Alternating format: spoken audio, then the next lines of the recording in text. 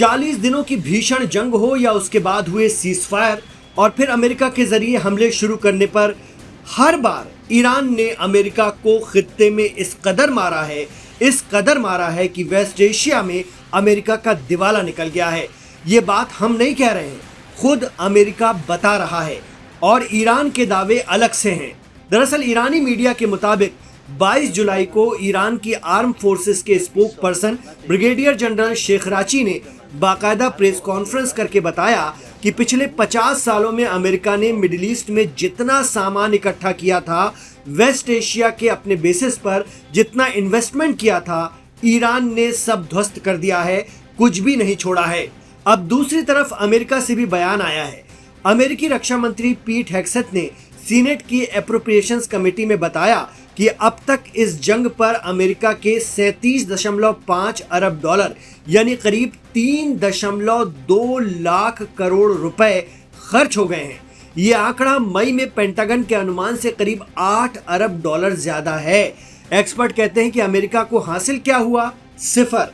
उल्टा straight of Hormuz हाथ से निकल गया सो अलग। मीडिया रिपोर्ट बता रही है कि पेंटागन ने अब अमेरिकी कांग्रेस से 87 अरब डॉलर की अतिरिक्त फंडिंग मांगी है।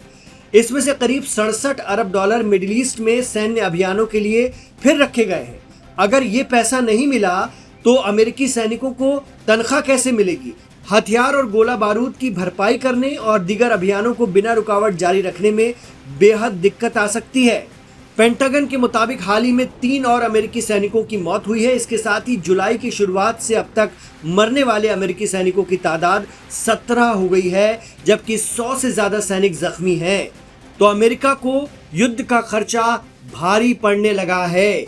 जंग के पहले हफ्ते में इसका खर्च 11 अरब डॉलर बताया गया था और बढ़कर ये 29 अरब डॉलर हो गया हर हफ्ते। ये आंकड़ा अब 37 अरब डॉलर के पार निकल गया है। तो ये तो जंग लड़ने में लगा अमेरिकी पैसा है जो ज़बरदस्त खर्च हुआ है। इसके अलावा मिडिल ईस्ट में 50 साल में जिस अमेरिकी इंफ्रास्ट्रक्चर को तबाह करने का ईरान दावा कर रहा है, जो अमेरिका ने अरब देशों की मदद से बनाया था, उसके खर्चे का हिसाब है ही नहीं। हो सकता है कि इस नुकसान की भरपाई अमेरिका अरब मुल्कों से करवाए। देखा जाए तो इसराइल की वजह से लाव लश्कर के साथ ईरान से लड़ने मिडिल ईस्ट पहुंचे अमेरिका की हालत खराब हो गई है। पैसा भी गया, वकार भी गया और रुतबा भी। और अरब देशों में ये पूर्वाग्रह घर कर गया कि वक्त आने पर अमेरिका हमें नहीं इसराइल को बचाता है। बहरहाल ईरान के अमेरिकी बेस पूरी तरह तबाह करने के दावों में कितनी सच्चाई है ये तो अलग विषय है, लेकिन अगर ईरान ने कुछ हिस्सा भी इसका बर्बाद किया है तो ये महाशक्ति कहे जाने वाले अमेरिका के लिए बहुत बड़ी चुनौती है।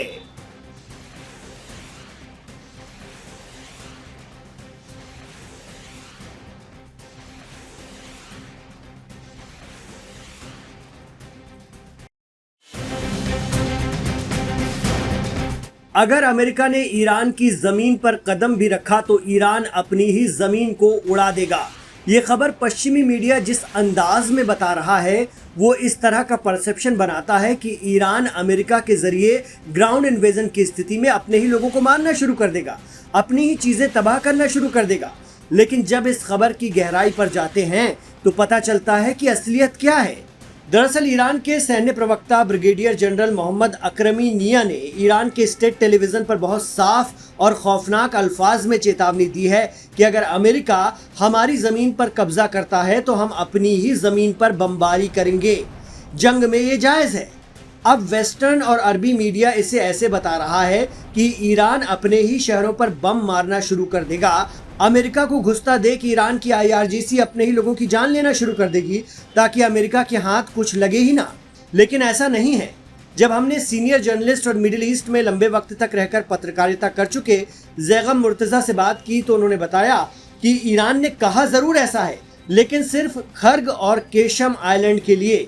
दरअसल अमेरिका खर्ग आइलैंड पर कब्जा करने की फिराक में है।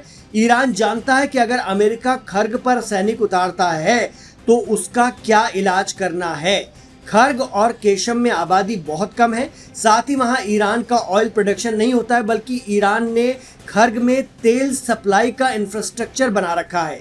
अब अगर अमेरिका खर्ग में अपनी फौजें उतारता है, यानी ईरान की ज़मीन पर उतरता है, तो ईरान खर्ग में अपनी ही बनाए इंफ्रास्ट्रक्चर को उड़ा देगा ताकि दुश्मन के हाथ कुछ ना लगे।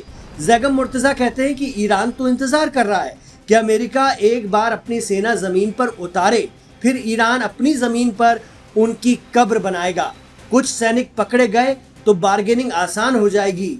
ईरान तो इसी इंतजार में है। ईरानी सांसद अहमद बख्शायेश अर्देस्तानी का तो दावा है कि अगर अमेरिका खर्ग द्वीप पर कब्जा भी कर लेता है तो भी वो उसे 24 घंटे तक संभाल नहीं पाएगा। सेमनान, जादेहान और इस्फहान से दागी जाने वाली ईरानी मिसाइलें खर्ग द्वीप को अमेरिकी सेना के लिए कब्रगाह बना देंगी।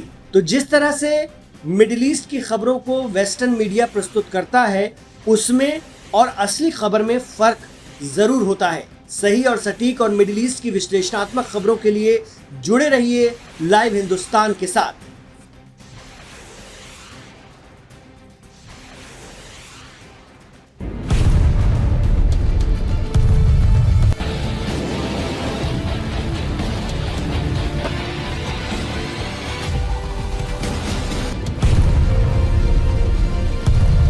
इमाम खामनेई का फतवा और इस्लाम के उसूल दिखाकर ईरान बार बार कहता है कि न्यूक्लियर बम बनाना हराम है और वो इसे कभी नहीं बनाएगा।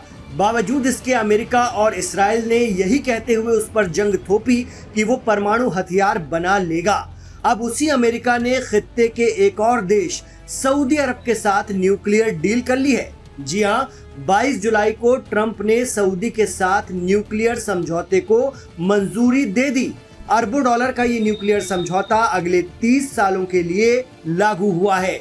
समझौते के तहत अमेरिकी कंपनियां सऊदी अरब में न्यूक्लियर बनाने में मदद करेंगी। अब इस फैसले ने पूरी दुनिया में हलचल मचा दी है। उसकी वजह यह है कि अमेरिका ने इस डील में सऊदी को परमाणु हथियार बनाने से रोकने वाले सुरक्षा नियम जोड़े ही नहीं हैं।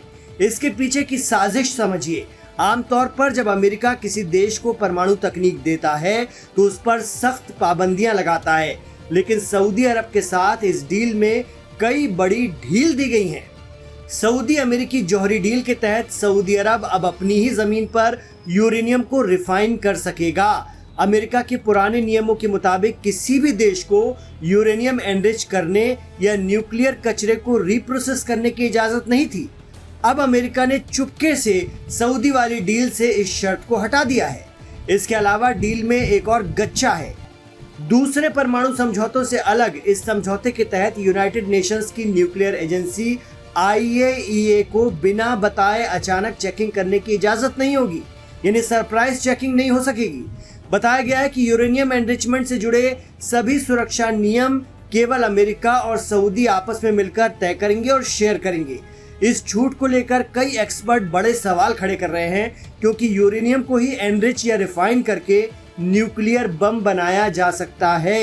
यही आरोप तो अमेरिका ईरान पर लगाता था। एक्सपर्ट कहते हैं कि कड़े सुरक्षा नियम न होने से पूरा खतरा है कि आने वाले वक्त में सऊदी अरब इस तकनीक का इस्तेमाल न्यूक्लियर हथियार बनाने में कर सकता है।